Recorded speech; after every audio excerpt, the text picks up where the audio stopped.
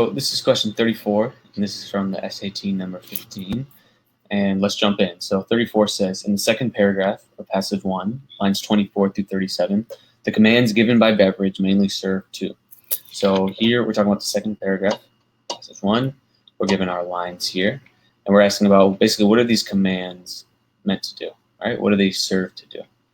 And usually the way that we can think about these, so when you talk about the way that, like, what do these things serve to do, like some sort of rhetorical element, in this case would be commands, what do they serve to do? We can think of them in terms of rhetorically, how do they function? Maybe if you're giving a command, it's just adding this sense of urgency to the reader. That might be one thing. Then there's also sort of the content or the meaning of what they're conveying. So if you're giving commands, maybe it's just that the author is really trying to communicate that he thinks that people should do this XYZ type thing.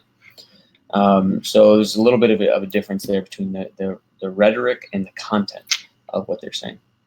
And most of these questions, for the most part, they are asking really about the content.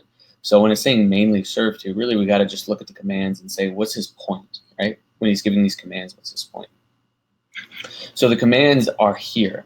The fact that every single one of these sentences is beginning with the imperative, think, think, think, think. And let's just sort of go through and say, what is his meaning? What's his point in this second paragraph? So he's saying, think of the thousands of Americans who will pour into Hawaii and Puerto Rico when the Republic's laws cover those islands with justice and safety. So think about that. Think of the tens of thousands who will invade the Philippines and shall establish order and equity. Think of the hundreds of thousands of Americans who build a civilization of energy and industry in Cuba, et cetera, and then ending with basically her people ask for the highest honor liberty can bestow, the sacred order of the stars and stripes, right? So here he's talking about justice and safety, order and equity, energy and industry down here. And so the commands here are all meant to serve the purpose of communicating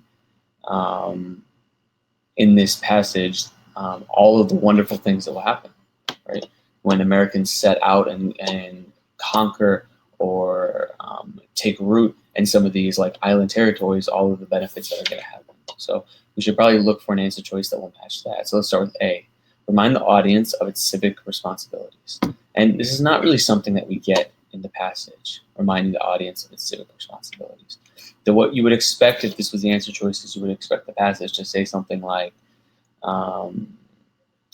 keep in mind that we have this responsibility to expand out into the world and spread liberty. But that's not really the tone or the perspective that he takes. Instead, he's just saying, think about all these wonderful things that will happen.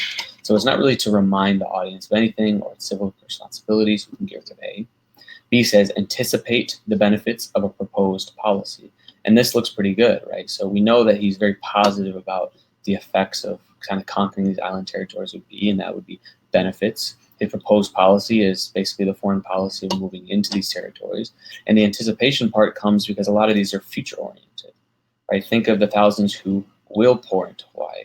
Think of the tens of thousands who will invade, who will build a civilization. These are all future-oriented, so that covers the anticipate part. So this is a pretty good answer choice. C says to emphasize the urgency of a national problem. Emphasize the urgency. So we don't really have any sense of urgency that's being emphasized here.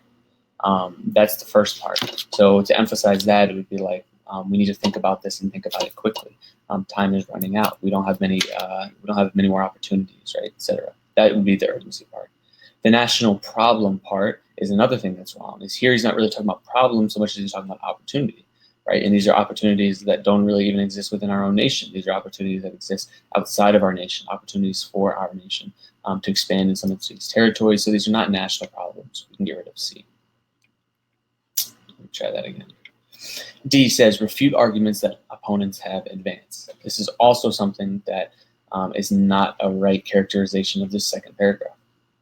If you were refuting arguments, you basically say so-and-so might have said this, or it might be said X, Y, Z, however, blah, blah, blah, blah, blah. Like some people might think that we're out of our rights to do this, or some people might think that liberty and independence can't be enforced, or something like that.